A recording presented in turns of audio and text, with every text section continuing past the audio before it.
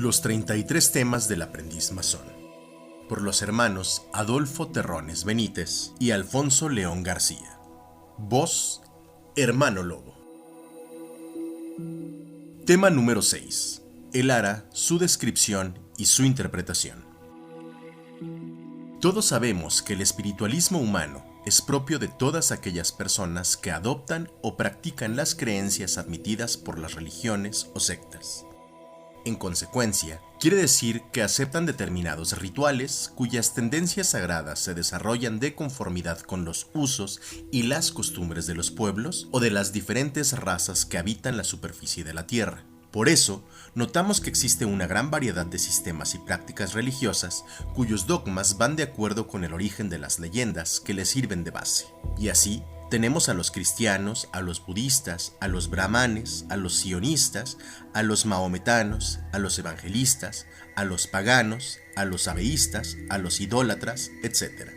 Pero seguramente que todas las religiones y sectas que se practican en la actualidad en el seno de la sociedad mundial es probable que llevan en su esencia un fondo moral y espiritual, tendiente a dirigir a la conciencia de los hombres por el camino de la rectitud y del bien, aun cuando de todas maneras algunas de ellas resultan de ideas retardatarias, oscurantistas o un tanto inmorales, por cuyo motivo solo tienen eco cuando se trata de explotar el fanatismo de los creyentes o la torpeza de la gente ignorante, a la que es fácil engañar con falsos sofismas para mantenerla en un estado de inconsciencia intelectual, cosa que les permite inculcar con relativa facilidad sus creencias erróneas, esclavizando así el pensamiento humano. Sin embargo, nosotros los masones, a los que muchas veces se nos confunde como practicantes de una secta o religión, nos corresponde definir de una manera categórica nuestra verdadera misión en el seno de la sociedad masónica, misma que imparte sus teorías por medio de conceptos muy elevados sobre los principios y las máximas que propaga, mediante los sistemas simbólicos y filosóficos, pero bajo bases y métodos absolutamente comprensibles para todas las mentalidades, y así, por ejemplo, el ritual masónico establece y practica sus procedimientos litúrgicos de acuerdo con los dogmas de la ortodoxia masónica, a sus adeptos por medio de enseñanzas morales, filosóficas y científicas. También hay que hacer notar que para llevar la práctica todas estas teorías en el orden netamente instructivo, es necesario desarrollarlas por medio de ceremoniales litúrgicos, y es el motivo por el que se han levantado templos simbólicos a la sabiduría, a la verdad y a la virtud, dentro de cuyo ambiente se llevan a cabo toda clase de trabajos intelectuales, que tienen por objeto educar, instruir y preparar al iniciado, haciendo uso de aparatos útiles, herramientas, enseres y demás figuras propias de la decoración especial de las logias masónicas.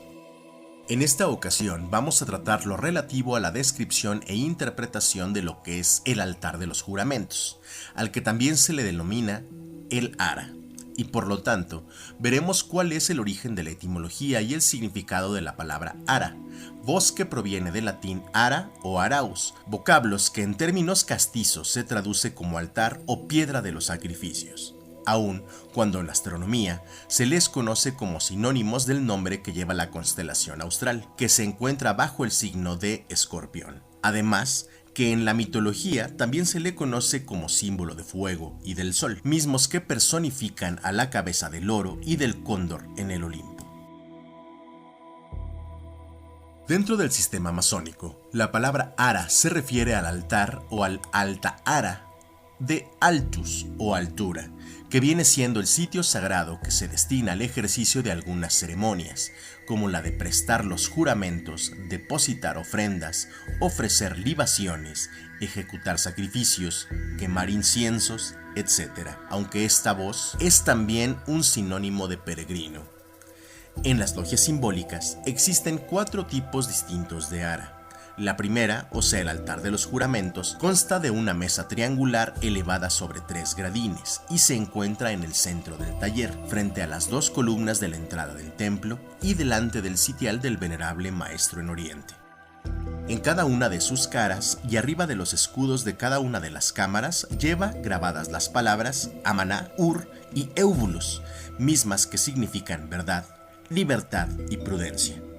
En todas las cámaras, el altar de los juramentos se le destina como su nombre lo indica para tomar la protesta a los iniciados, a los afiliados y a los regularizados, después de haber sido admitidos como miembros activos de las logias.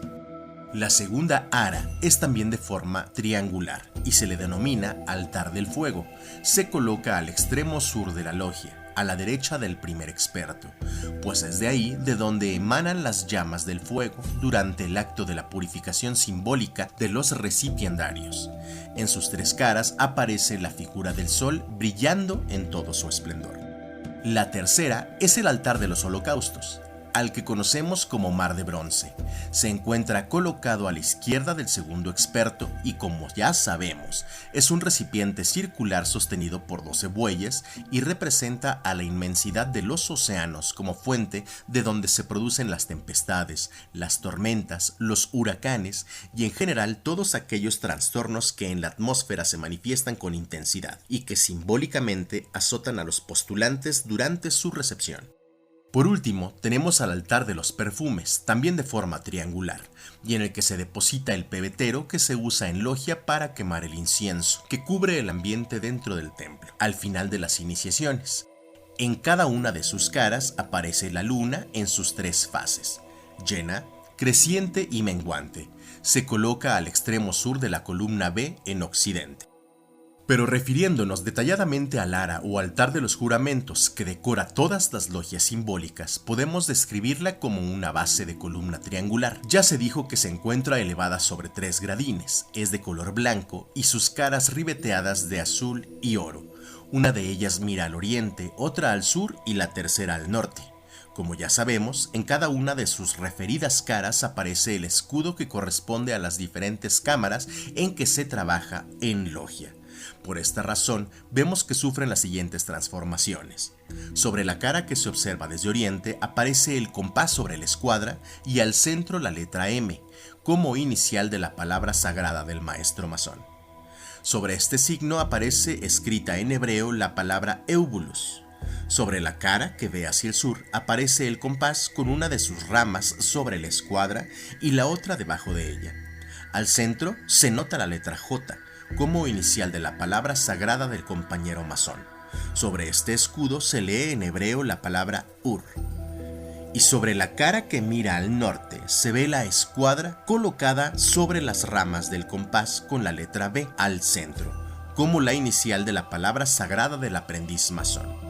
Arriba de este se destaca también escrita en hebreo la palabra Amaná. Como ya se dijo antes, estas 3 voces significan en su orden prudencia, libertad y verdad, como virtudes propias de todos los masones. Las transformaciones o cambios de posición de los útiles de trabajo descritos en el párrafo anterior corresponden a las 3 distintas cámaras en que se trabajan las logias y corresponden la de oriente a la tercera cámara, la del sur a la segunda cámara y la del norte a la primera cámara. Por esta razón, dentro del templo existen estas 3 columnas en que toman asiento los maestros, los compañeros y los aprendices. Pero hay también que hacer notar que no debe de confundirse a los escudos de ninguna de las 3 cámaras en particular con el escudo masónico adoptado por nuestra orden, que está constituido por un compás sobre la escuadra con la letra G radiante al centro, puesto que los escudos antes descritos llevan al centro cada uno la inicial de sus respectivas palabras sagradas, en forma conveniente y circundando la superficie triangular del ara, y en concordancia con sus ángulos se colocan los 3 grandes candelabros o focos centellantes de una sola luz, como símbolos de las 3 posiciones culminantes que marca el sol durante el día desde oriente, mediodía y occidente. Sobre el ara aparecen también un cojín de forma triangular hecho de terciopelo o seda color púrpura, ribeteado con un cordón de oro que remata en 3 borlas, una en cada esquina. Bajo este cojín se observa la espada flamígera y encima del mismo cojín se ve la Biblia, el compás y la escuadra. Además, las logias legalmente constituidas colocan también su carta patente. La definición masónica que se le atribuye al altar de los juramentos consiste en que se le considera como representativo de la eternidad, del secreto, del misterio, de lo desconocido, de lo abstracto y en general de todas las fuerzas ocultas que existen en el universo, como arcanos de la naturaleza. Además, en lo material, el ara es emblemática de la tumba, o sea, del sepulcro que recibe al hombre como el sitio propio para su descanso eterno. Por lo consiguiente, toda aquella persona que se inicia en la masonería para conocer la esencia de sus principios y de sus máximas en todos sus aspectos, debe marcar de una manera firme y segura sus primeros e inciertos pasos, porque se trata nada menos que de cruzar ese mar de dudas, de incertidumbres y de preocupaciones que tanto afligen a la humanidad, ya que su marcha siempre lo conducirá hacia un solo fin: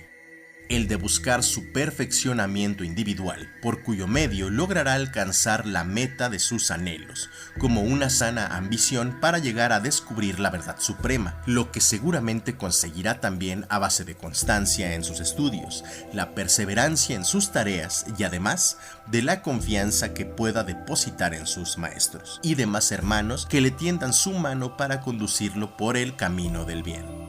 No cabe duda que el estudio de las materias de la enseñanza masónica contienen un amplio desenvolvimiento científico que nos permite buscar, a base de descubrimientos, las teorías que indudablemente encontramos en las ciencias naturales y espirituales,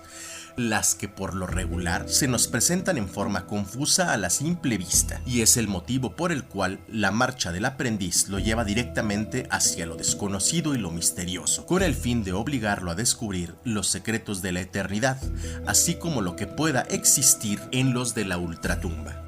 Esta es también la razón por la que notamos que la referida marcha del aprendiz se inicia en forma incierta y vacilante por el diáfano camino de las penumbras, aunque con la idea fija de poder llevar adelante sus investigaciones hasta lograr descubrir también los secretos científicos que oculta la naturaleza en todos sus aspectos. Pero si el valor de sus esfuerzos, el poder de su buena voluntad, su amor al estudio y su apego al trabajo le brinda los conocimientos que se requieren para resolver los problemas y luchar hasta vencer los obstáculos que se le presenten durante su vida, es indudable que llega a determinar en forma definitiva las nociones adquiridas acerca de lo que son o pueden ser los misterios que guarda en su seno la propia naturaleza, hasta lograr conocer algo de ese más allá que tanto nos preocupa, que siempre nos ha causado una especie de temor, o cuando menos la inquietud que muchas veces invade a nuestro espíritu a causa de no poder explicar sus designios.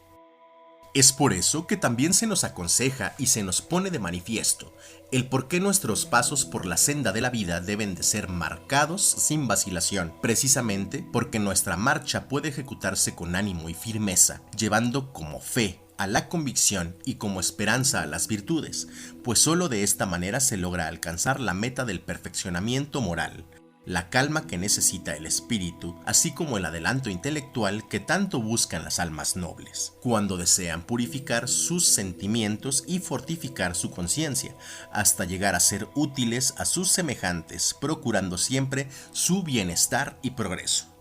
En realidad, a eso se reduce el simbolismo del ara, en relación a sus enseñanzas filosóficas, que se dan a conocer en la primera cámara, mismas que deben quedar grabadas en la mente de todos los iniciados para propagarla en su oportunidad sin descanso por la superficie de la tierra. Ahora pasaremos a conocer la interpretación que se le atribuye a la espada flamígera que se observa bajo el cojín color púrpura que se encuentra sobre el ara. Y efectivamente, a la espada en masonería, por lo regular, no se le da la importancia que en realidad tiene en el simbolismo, sobre todo por sus altamente instructivas enseñanzas, y aun cuando en verdad el origen y la denominación de esta arma son muy remotos. Se supone que dicha voz viene del celta, del galo o del griego.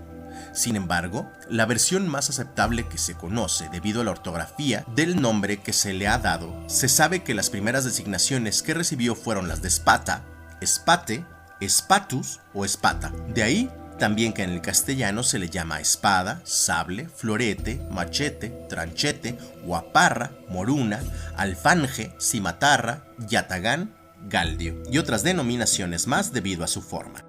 Pero su estructura siempre ha sido de hierro, acero o bronce, de determinados temples. Para nosotros los masones, solo existen para uso de las logias las espadas rectas y flamígera. Por lo regular, esta clase de armas consta de 3 elementos principales, que son puño, hoja y vaina. En consecuencia, la espada recta debe de ser peculiar para todos los hermanos durante los ceremoniales, y la flamígera deben usarla únicamente el venerable maestro, los dos vigilantes, los dos hermanos guardatemplo. Este es el motivo por lo cual esos dos instrumentos difieren mucho en su simbolismo, puesto que son mucho más elevadas las lecciones de moral y filosofía que nos proporciona la espada flamígera para conocer determinados preceptos masónicos, y es también la causa por la cual se coloca sobre el ara. Sin embargo, debemos reconocer que lamentablemente casi se ha suprimido en la mayoría de las logias el uso de la espada flamígera, por cuyo motivo muy poco se conoce su verdadero simbolismo. No obstante, a que todos conceptos, entre nosotros, es la representación genuina del honor. La espada flamígera es de hoja ondulante, semejando a las llamas de fuego, porque es nada menos que la insignia del mando del venerable maestro. También es el símbolo del poder y de la ley, como igualmente lo es el de la seguridad. Por eso deben los hermanos vigilantes guardarla siempre a su espalda en sus respectivos tronos, a la vez que invariablemente deben usarla los hermanos guardatemplo interior y exterior. En manos del venerable maestro, la espada flamígera es el símbolo radiante de la fuente de la verdadera ciencia, puesto que sus reflejos irradian innumerables destellos de sabiduría en todas direcciones, sin punto fijo de dirección, como lo hacen las llamas del fuego que se elevan hacia el infinito. Esto indica que así también el venerable maestro debe derramar sus luces y conocimientos entre todos sus discípulos, sin distinción de mentalidades, rangos, origen ni posición social, para el fin de que los iniciados puedan asimilar intelectualmente todas aquellas enseñanzas que de otro modo por sí solas nunca llegarían a adquirir o comprender, y menos llevarlas al conocimiento del mundo masónico o al profano. En consecuencia, es innegable que la espada flamígera nos recuerda constantemente que todos debemos propagar por los 4 puntos cardinales la luz de la verdad, que proclamamos, para lograr que nuestros semejantes se instruyan, bajo la acción benéfica de la masonería,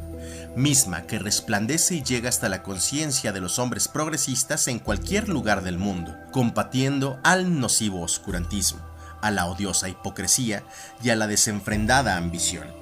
para al fin de conseguir la emancipación de los pueblos oprimidos a causa de la impotencia para lograr su libertad. Por eso, los principios masónicos no reconocen fronteras posibles para llegar a la ilustración, y así llegar a todas las masas populares sin ninguna excepción de razas ni credos.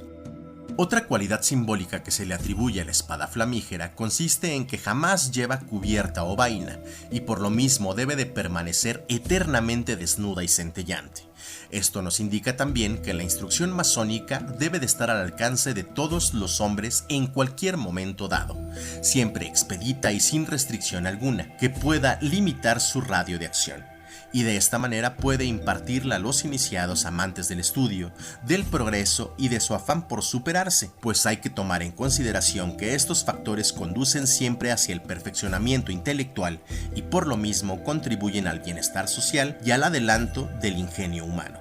Por este motivo, cuando el venerable maestro invita al postulante a prestar sus juramentos ante el ara, golpeando con el mayete sobre la espada flamígera, le indica en forma muy clara que dichos juramentos los presta en todas direcciones, puesto tendrán que ser conocidos por todos los masones del mundo, quienes por todos conceptos saben que el faltar a su palabra de honor o no cumplir con sus deberes masónicos irremisiblemente queda manchado para siempre. Aquí cabe indicar que el venerable maestro, al terminar la ceremonia de consagración, debe colocar la punta de su espada sobre el hombro derecho del postulante, dando el primer golpe. Luego la colocará sobre la cabeza, dando el segundo golpe, y finalmente la pondrá sobre el hombro izquierdo para dar el tercer golpe, con cuya acción forma el triángulo radiante, cuyos reflejos iluminan a la inteligencia humana por lo regular. Por otra parte, la espada flamígera que se coloca a espaldas del trono de los hermanos vigilantes indica que su acción de constante entendimiento intelectual entre los hermanos de sus respectivas columnas debe dirigirlo de una manera imparcial y equitativa. Su temor a que puedan ser traicionadas sus ideas ni sus procedimientos siempre están ajustados a sus más estrictas justicias, Y por lo que respecta a los hermanos guardatemplo interior y exterior, les hace recordar que como símbolo de la seguridad deben ejercer su acción o vigilancia en todas direcciones, puesto que de eso depende precisamente la seguridad de sus hermanos que trabajan dentro del taller. Pues hay que tomar en consideración que la falta de discreción es el enemigo común de la humanidad, y por lo tanto dichos hermanos guardatemplo deben de estar dispuestos para defender a toda costa a sus respectivos puestos, y si fuere necesario lo harán con la energía y rapidez con la que las llamas del fuego consumen la materia. Atendiendo a la forma ondulada de la hoja de la espada flamígera, sus reflejos simbolizan a la ciencia y a la virtud, que desde el altar de los juramentos irradia en forma resplandeciente las enseñanzas morales, filosóficas y científicas que se imparten gradualmente a los iniciados, para el fin de no cegar su entendimiento o el de quienes aún no comprenden su verdadero significado por lo que respecta a la esencia de sus elevados conocimientos. El cojín triangular de color púrpura de terciopelo o seda representa al conjunto de fuerzas y fenómenos cuyas causas debe investigar el masón, puesto que es uno de los principales deberes y por lo tanto le es obligatorio principiar o practicar inmediatamente después de haber prestado sus juramentos ante el Ara. El referido cojín es de color púrpura porque semeja al tinte de la sangre, misma que jamás debe derramarse entre hermanos, o bien debe dar hasta la última gota cuando sea necesario defendernos. Es de seda porque es el material más delicado y suave, como debe de ser también el carácter de todos los masones. Y por último, el cordón que lo circunda simboliza a los lazos de unión que deben estrecharse cada vez con más amplitud entre los hermanos. Y las tres borlas que se observan en sus ángulos representan a la esencia contenida en las tres preguntas que aparecen en la plancha triangular, mismas que deben ser grabadas para siempre en la mente y conciencia de todos los masones. Además, son de oro, porque esta meta es el emblema de valor intrínseco de las cosas, y en este caso lo es de los juramentos que los iniciados prestan ante el Ara. Por lo que respecta a la Biblia, ya en tema especial se ha definido su interpretación y significado, así como el motivo de su uso en logia, por lo que únicamente agregaremos que en esta ocasión los recipiendarios, al prestar su juramento con la mano extendida sobre ella, se les conceptúa como alegóricos de la voluntad divina, o sea, los dictados del Ser Supremo en relación con el espiritualismo masónico que deben poseer todos los iniciados. Estos son los motivos por los cuales es un requisito indispensable que los candidatos a la iniciación emitan invariablemente su fe religiosa, como el prototipo que caracteriza a los creyentes. Pues hay que notar que de otra manera se correría el peligro de admitir en el seno de la masonería a determinados tipos escépticos o ateos que debemos tomar en consideración que para esas personas la verdad no existe, porque siempre la niegan. Tampoco creen en la moral, en las buenas costumbres, en la razón ni en la honradez. Y lo que es peor, ese mal ha venido perjudicando hondamente a la humanidad, principalmente en los actuales tiempos, no obstante a que el escepticismo es la causa de los mayores daños sufridos por la juventud, que la mayoría de las veces se convierte en un conglomerado de ególatras, porque al final solo demuestran tendencias a satisfacer únicamente sus propias necesidades o sus apetitos netamente personales. En cambio, la masonería conceptúa que nada hay más triste ni más denigrante que un escéptico, puesto que en verdad con ese solo hecho tiende a perder su personalidad para dejar de ser hombre, porque de esa manera es indudable que llegará a convertirse en un desengañado de los demás. Y si esa fuera la conducta y las tendencias de la mayoría de nuestros semejantes, la marcha y el progreso humanos tendrían que paralizarse para después hundirse en el fango del desorden, y como consecuencia final vendría el caos social que todo lo destruye.